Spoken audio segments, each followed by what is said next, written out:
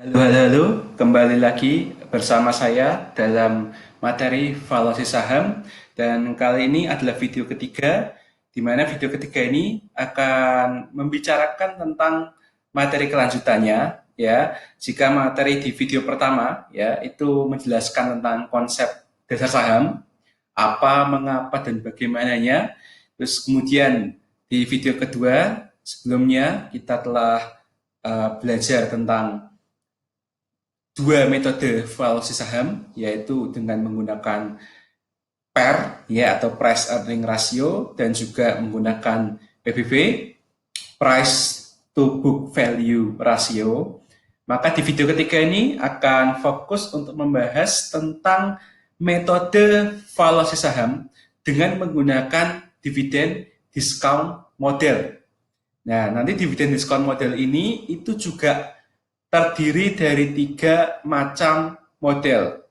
Ya, mulai dari model yang paling sederhana sampai dengan metode dividen diskon model yang paling kompleks karena berusaha untuk menjawab asumsi-asumsi dunia nyata sehingga mendekati realitas.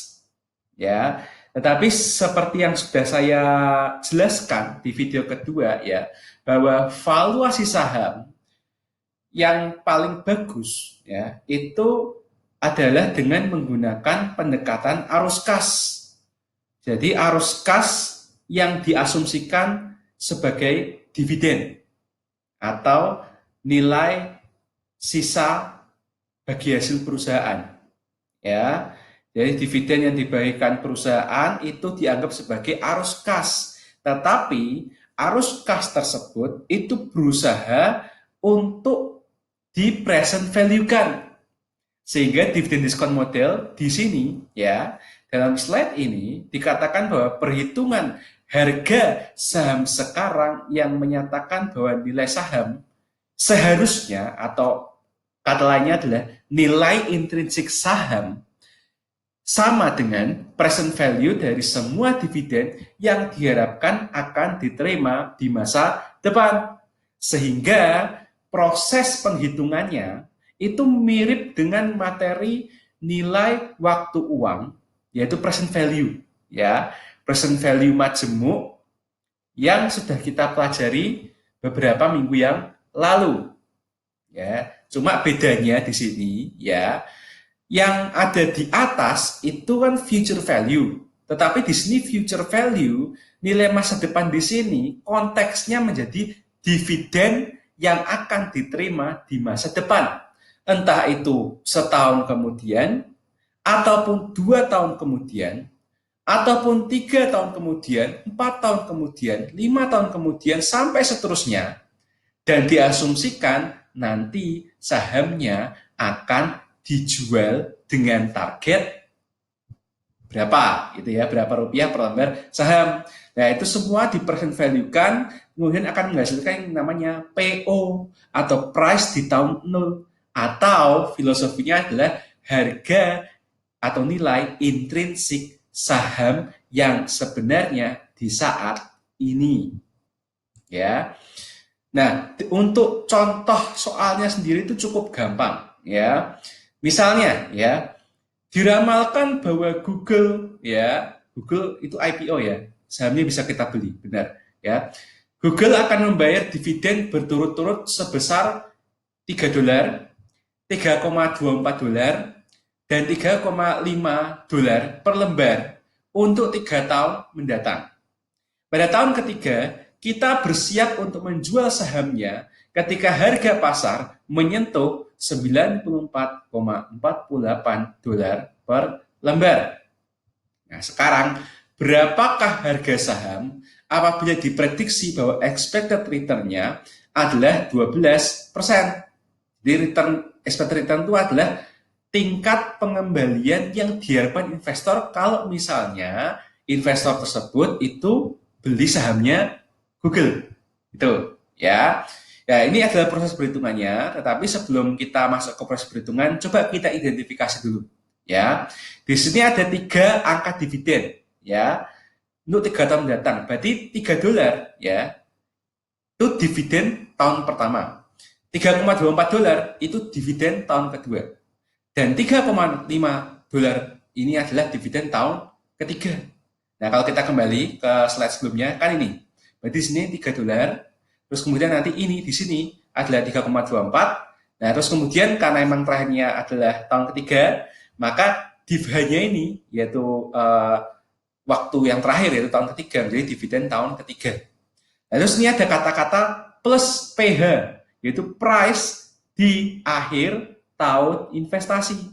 Nah, di sini ada kata-kata pada tahun ketiga kita bersiap untuk menjual sahamnya ketika harga pasar menyentuh 94,48 per lembar. Maka berarti angka $94,48 ini dimasukkan ke sini PH ini. Ya.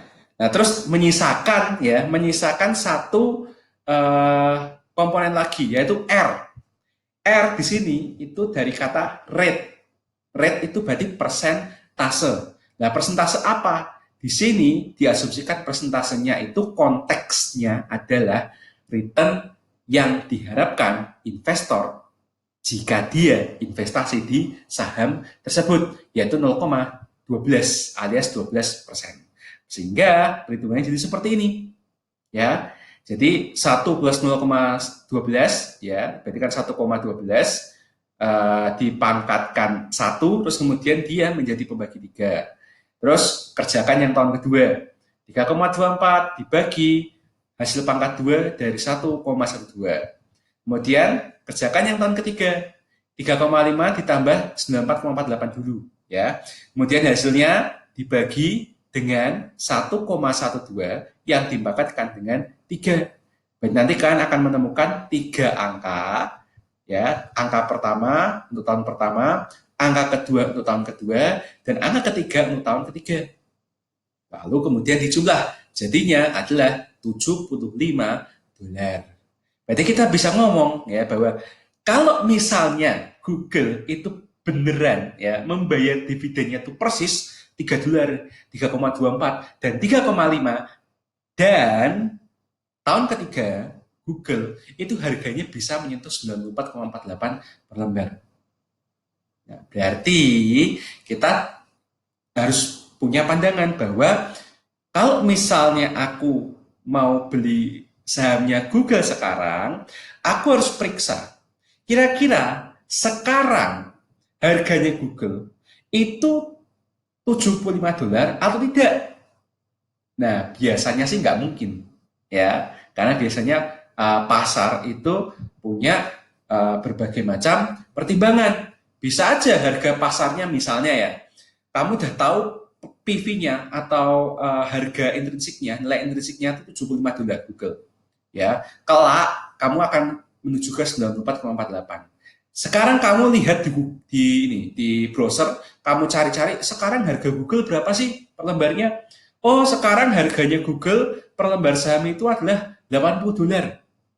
Nah, ingat bahwa kalau nilai pasarnya lebih tinggi daripada nilai intrinsik, maka kira-kira apa yang harus kita perbuat? Nah, di sini kan kasusnya kan harga di pasaran itu lebih tinggi daripada nilai saham yang seharusnya kan, berarti kan kemahalan. Nah, ada dua sikap ya. Kalau misalnya kita sudah punya sahamnya Google ya, dan kalau kita hanya berpanduan pada rasio ini ya, metode ini, kita bisa bilang bahwa wah, aku punya sahamnya Google, aku beli di harga $80. Padahal harusnya saham Google tuh harganya $75. Berarti aku belinya kemahalan dong. Ya benar kemahalan kamu belinya. Terus biasanya kamu akan menjualnya. Wah, jangan nanti kalau misalnya bisa turun gimana? Mending tak jual aja sekarang, untung dikit tidak apa-apa. Yang penting aku aman dulu. Ya, karena siapa tahu jangan-jangan tahun ketiga harapannya nyentuh 94,48, ternyata nyentuhnya 95. Atau jangan-jangan ternyata jangan-jangan turun jadi $60. Ya kan lucu kalau misalnya nggak sesuai dengan ekspektasi, maka kamu takut, kamu jual. Atau mungkin kamu meskipun tahu ini kemahalan, sudahlah nggak apa-apa, Google kan perusahaan bagus. nanti juga bisa nyentuh lebih dari 100 dolar. Ya silahkan ya. Tetapi kesimpulannya tetap sama, yaitu kemahalan. Ya, ada juga sikap bahwa wah aku tuh belum punya sahamnya Google. Terus aku tahu bahwa harganya sekarang 80 dolar, sementara nilai intrinsiknya 75 dolar.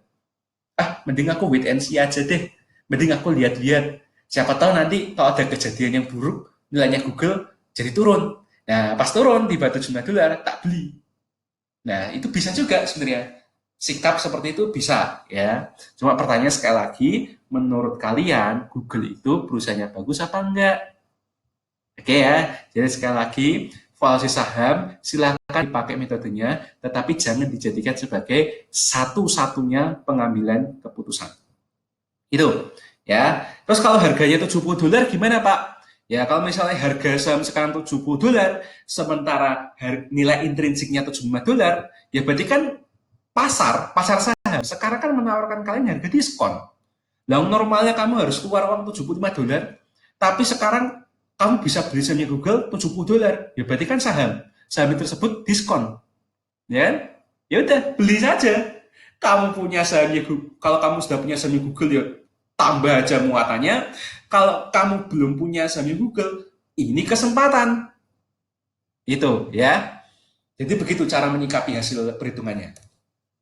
Yang kedua, yaitu constant growth model atau dividen bertumbuh secara konstan. Ya, di sini asumsinya adalah dividen itu pasti akan tumbuh secara konstan pada tingkat atau persentase tertentu. Nah, di sini disebutkan simbolnya adalah G dari bahasa Inggris growth.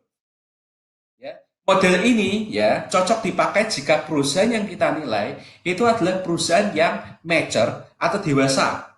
Karena dari perusahaan yang mature dewasa ya yang sudah menguasai pangsa pasar, biasanya tingkat pertumbuhan bisnisnya itu nggak mungkin drastis, nggak mungkin di atas 10%.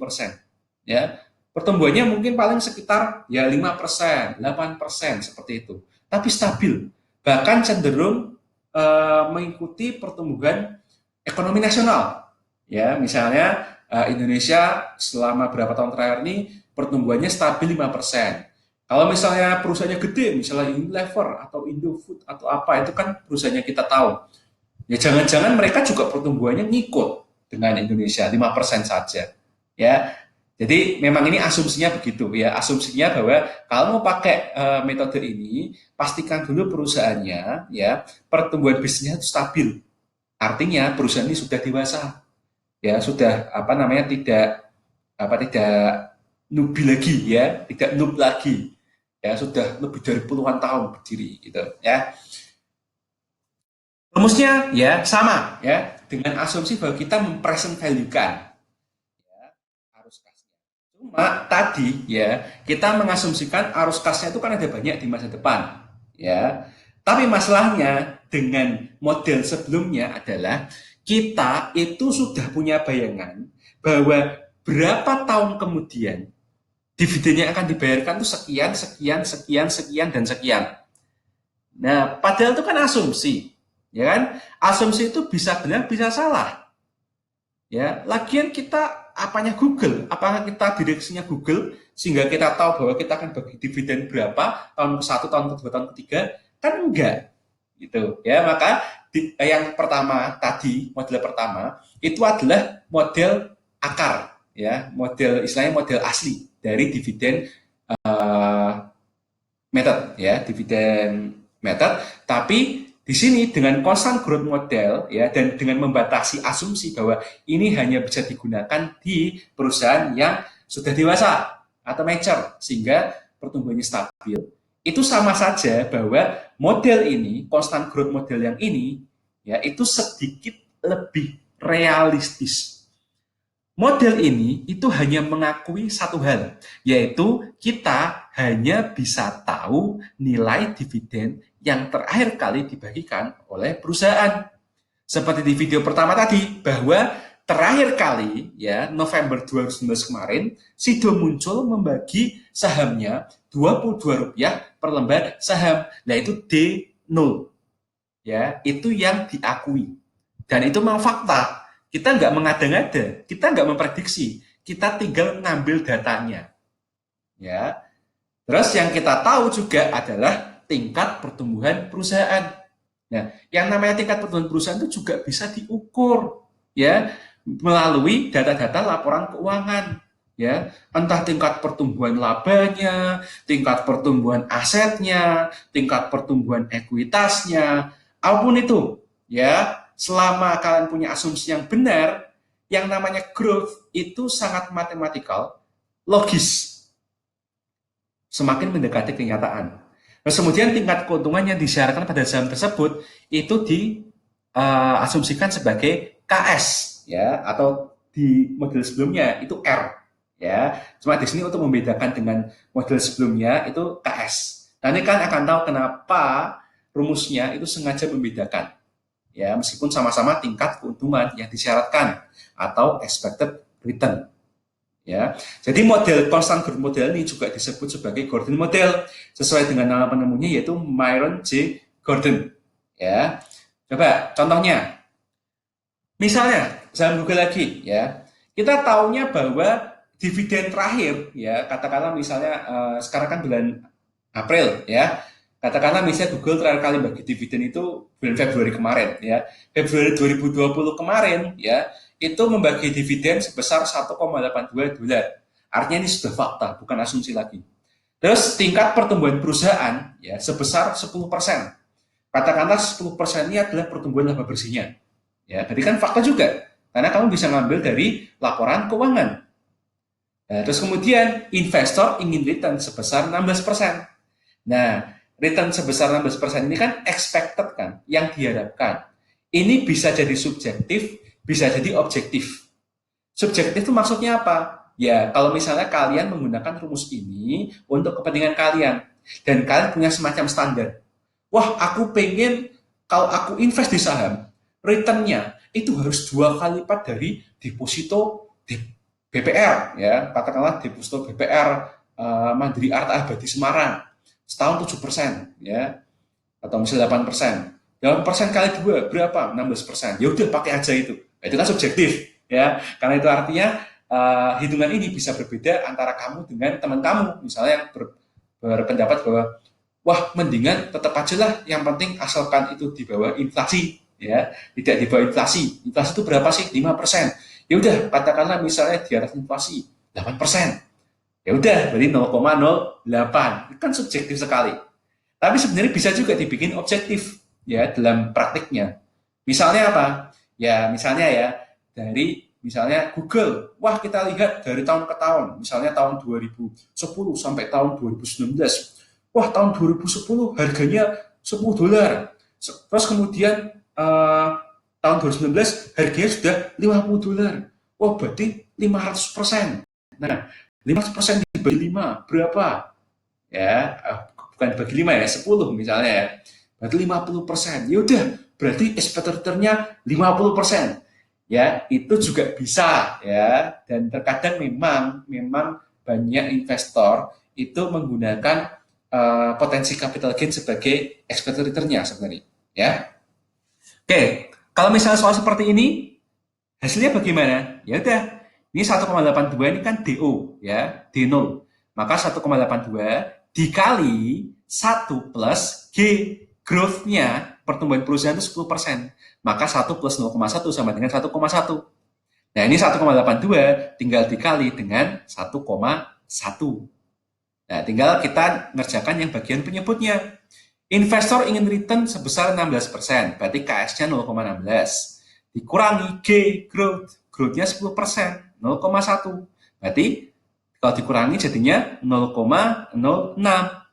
Ya udah, berarti hasil kali 1,82 kali 1,1 dibagi dengan 0,06. Hasilnya 33,37 dolar.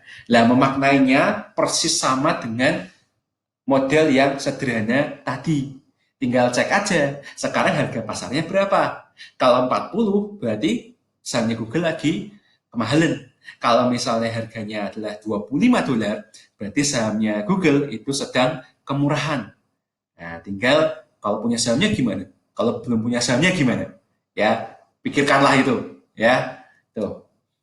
Yang ketiga, ya ini saya peringatkan dulu, mulai dari titik ini modelnya akan sedikit lebih rumit karena pada dasarnya ya kita berusaha untuk menggabungkan model yang pertama tadi dengan model yang kedua tadi dalam sebuah timeline yang besar. Ya. Oke, jadi tolong fokusnya dulu ya karena di sini benar-benar susah ya terutama untuk kalian yang belum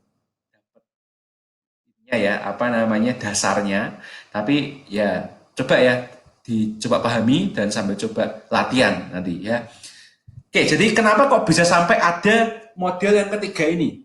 Ya, karena pada kenyataannya yang namanya tingkat pertumbuhan dividen dari tahun ke tahun itu tidak mungkin konstan. Kita paling banter, ya, paling banter. Kita hanya bisa memperkirakan yang namanya CAGR.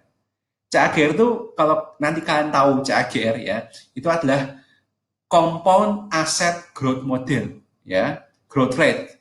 Artinya dari setiap misalnya 10 tahun pertumbuhan atau mungkin kemunduran itu kalian melakukan smoothing ya. Jadi intinya selama 10 tahun itu ya tumbuhnya berapa, terus kemudian kalau di rata-rata itu berarti setiap tahun pertumbuhannya berapa ya. Itu adalah hal yang paling bisa kita hitung. Tetapi kita tetap harus menerima faktanya, fakta di lapangan bahwa tidak mungkin ya perusahaan itu konstan pertumbuhannya. Ya, nggak mungkin 5% terus, pasti ada plus minusnya. Ya, 4,8% lah, 3,7 atau bahkan 6, berapa, nggak mungkin konstan. Ya, itu fakta yang harus kita ketahui. Dan oleh karena itu sebenarnya model ketiga ini semakin berusaha ya merealkan fakta di lapangan ke dalam model ekonomi. Nah, karena sebagian besar perusahaan itu pasti akan mengalami siklus kehidupan atau life cycle, ya.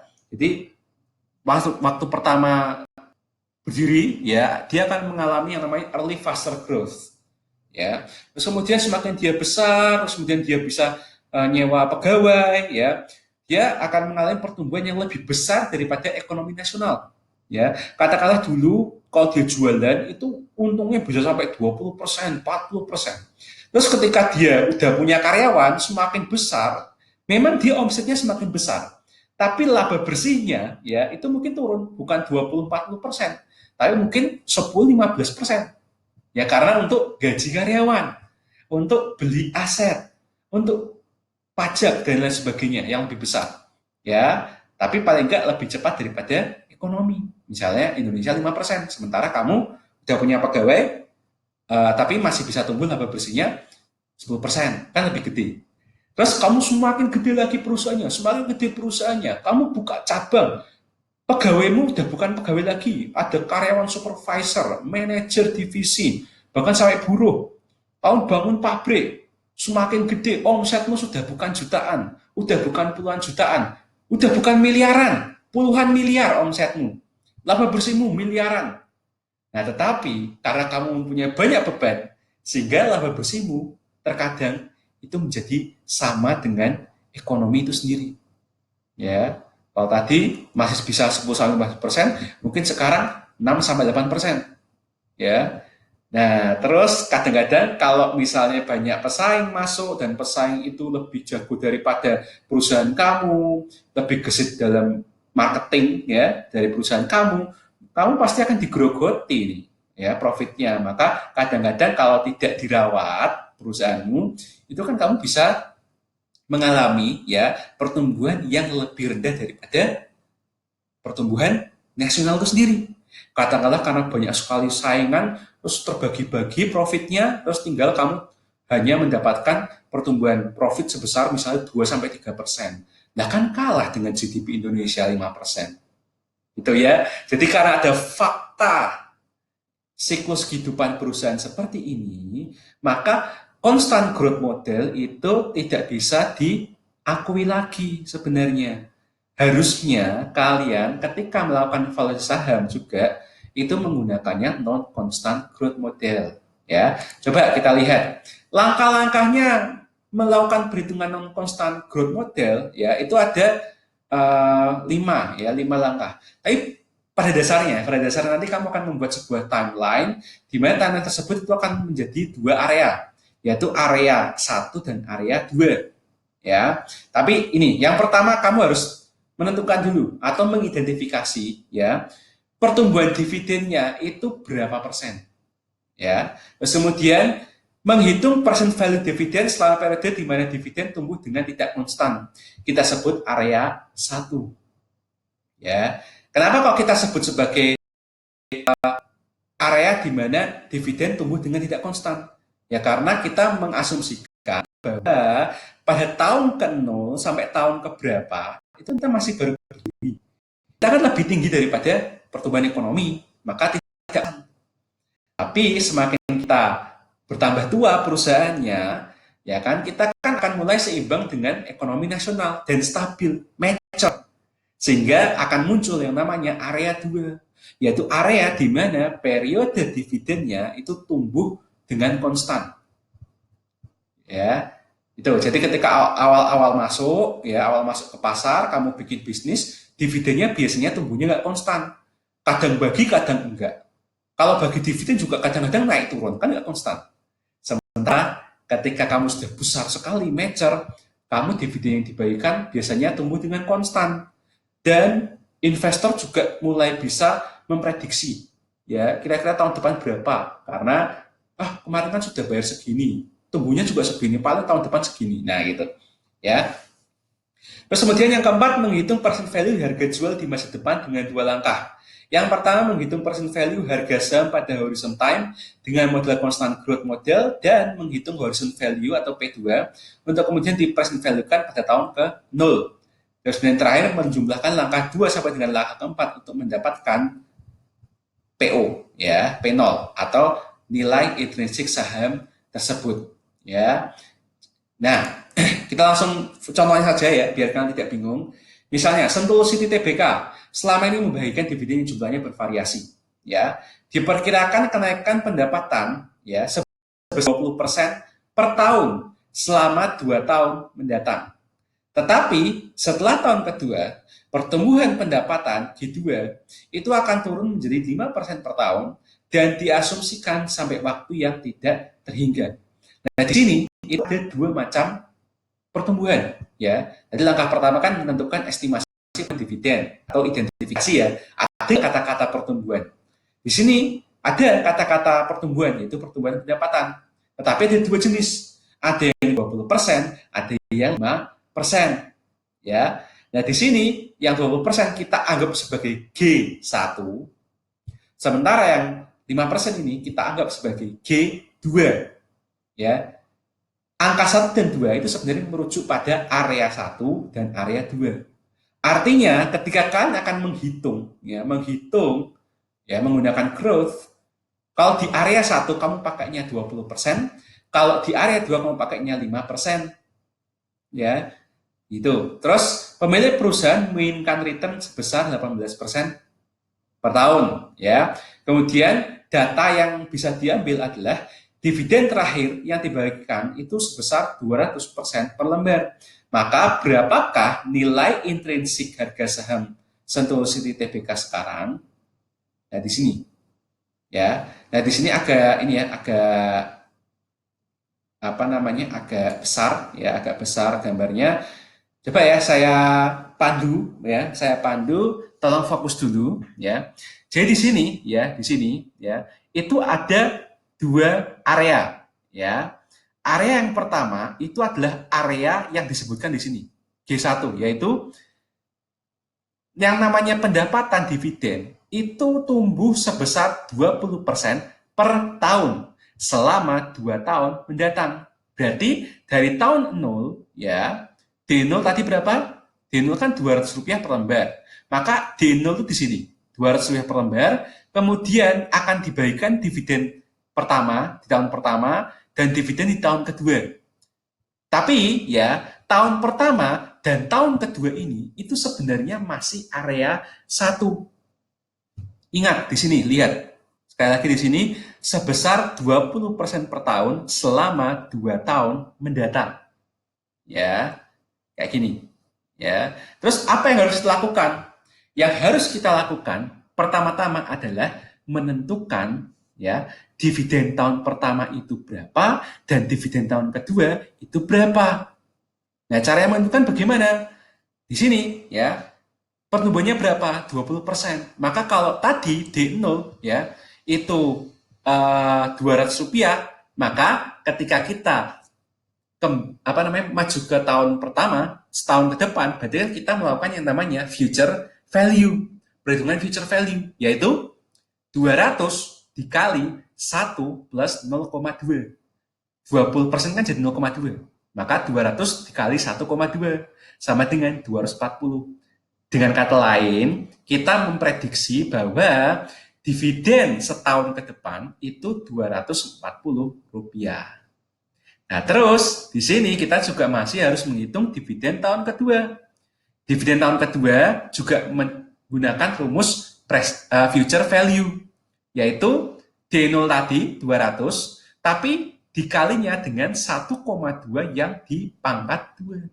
Karena di sini dari 0 ke 2 itu kan loncat sebanyak 2 tahun.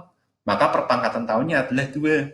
Sehingga 200 kali 1,44 sama dengan 288.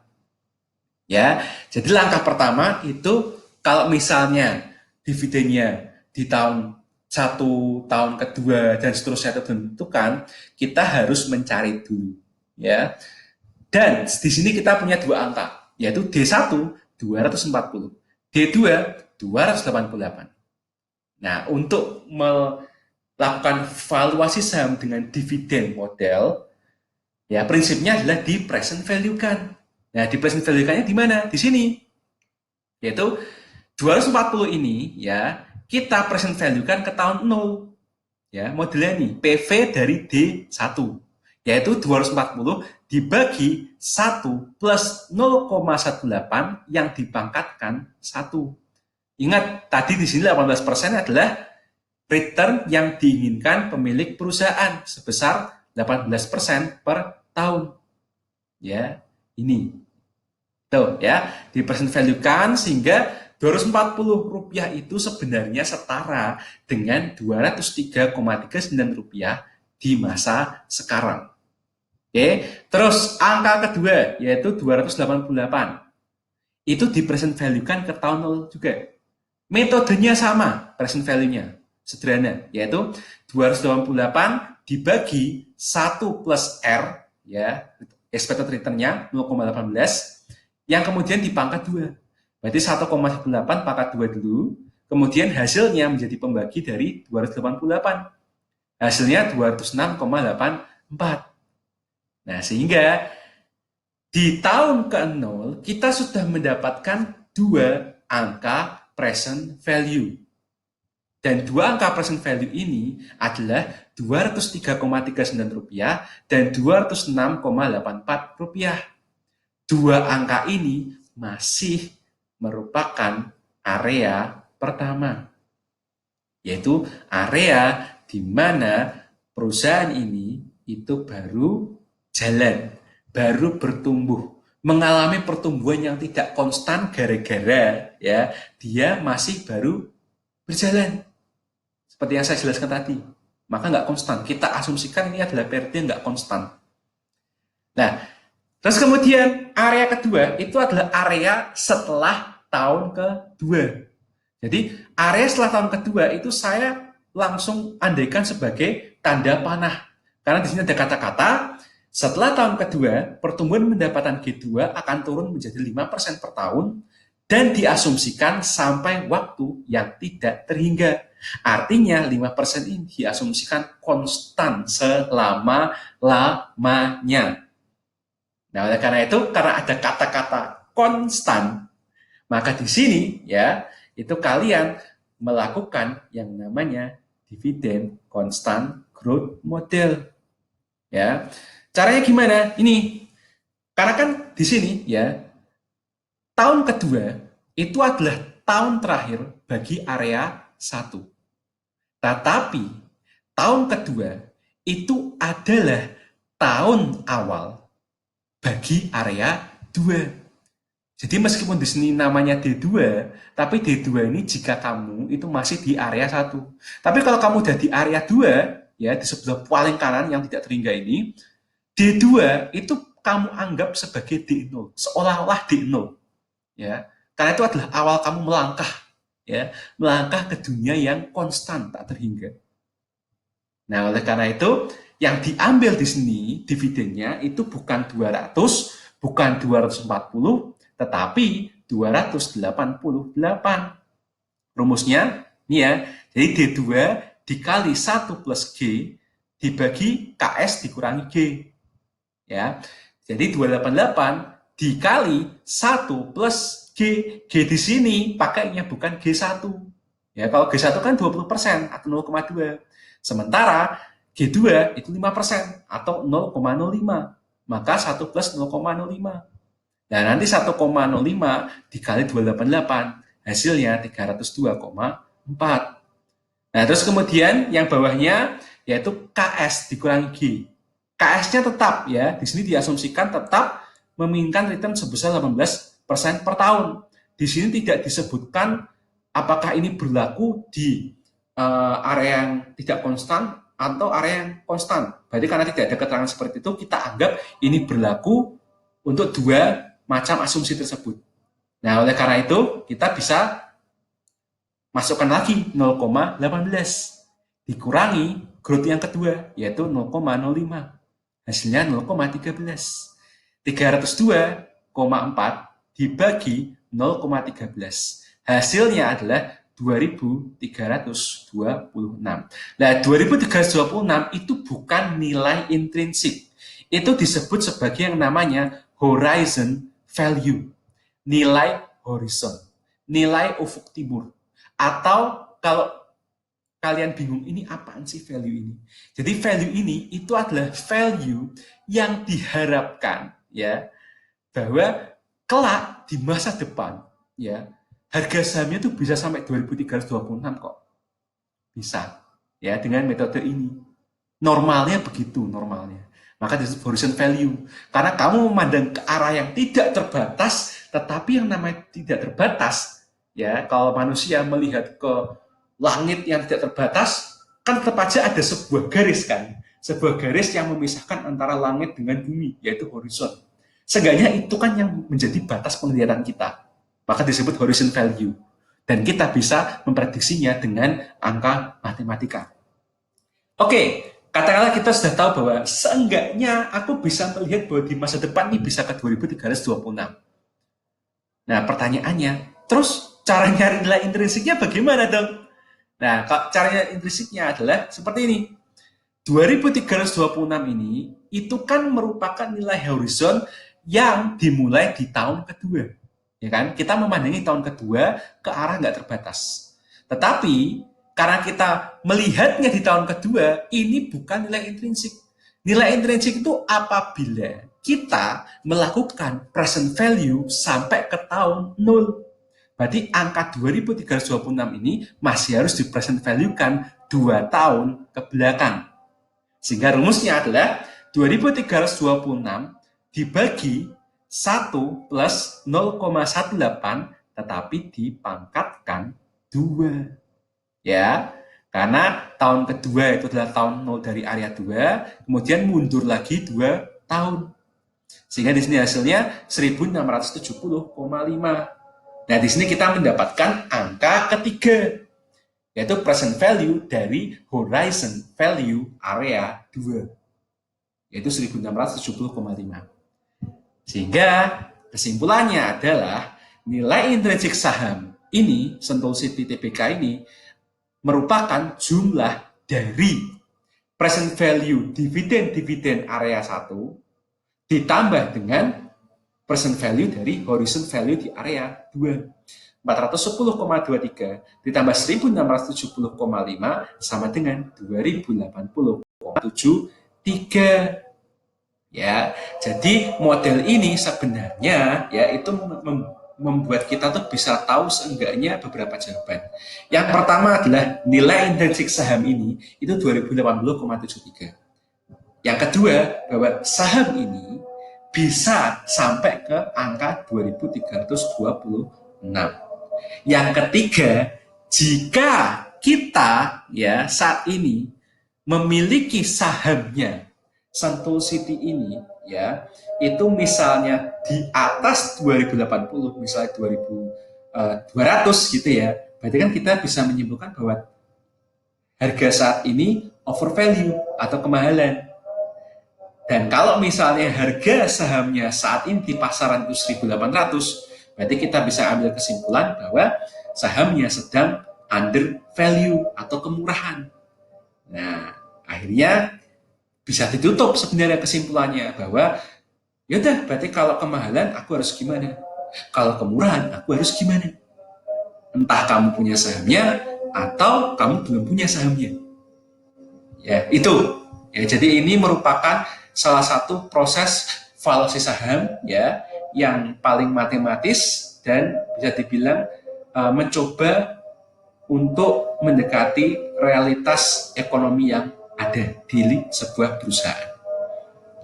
Oke, sekarang untuk tugas latihan ya. Di sini ada 2 soal ya. Silakan kalian bisa mengunduh PowerPoint ini di Google Classroom ya. Di 2 slide terakhir itu ada soal 1 dan soal 2 ya. Soal pertama untuk latihan ya, masih latihan tentang bagaimana kalian bisa menghitung price earning ratio dan menentukan di antara ketiga saham perbankan ini, Bank Mandiri, Bank BRI, dan Bank BCA, kira-kira di antara ketiganya, itu mana yang paling cocok untuk dibeli karena relatif murah, dan mana yang paling cocok untuk dijual karena relatif sudah mahal. Ya, jadi kalian menghitung EPS-nya dulu, kemudian menghitung PER-nya. Jadi silakan kalian buat kembali tabelnya di kertas, kemudian kalian lakukan proses penghitungan EPS-nya, kemudian lakukan proses penghitungan lagi PER-nya. Ya, dan buat kesimpulannya. Soal yang kedua, dividen diskon model ya. Karena saat ini kalian masih di manajemen keuangan, saya berkeputusan bahwa paling pol itu adalah dividen constant growth model. Paling kalian udah bisa belum sih untuk memaknai dividen constant growth model dengan soal ini ya. Ada 4 subsoal ya untuk membimbing kalian dalam melakukan proses penghitungan dan proses analisa. Anggapan saya adalah kelak kalau kita bertemu lagi di semester 5 di pasar modal, ya mata kuliah pasar modal, kalian sudah tidak perlu saya bantu seperti ini, ya. Dan kelak juga hitungannya bukan hanya constant growth model, tapi non constant growth model, ya. Jadi itu silahkan dikerjakan, dikumpulkan di Google Classroom, perhatikan tenggat waktunya. Dan semoga 3 video ini bisa membantu kalian, para mahasiswa kelas manajemen keuangan saya, untuk bisa mengerjakan tugas dengan baik, ya, benar, dan cepat dikumpulkan. Baik, itu saja dari saya akan tutup untuk video tutorial manajemen keuangan kali ini. Terima kasih dan selamat malam.